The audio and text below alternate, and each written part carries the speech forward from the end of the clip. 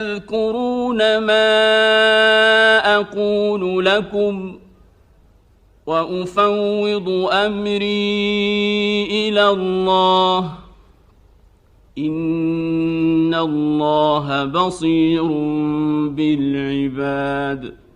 فستذكرون ما أقول لكم وأفوض أمري إلى الله إن الله بصير بالعباد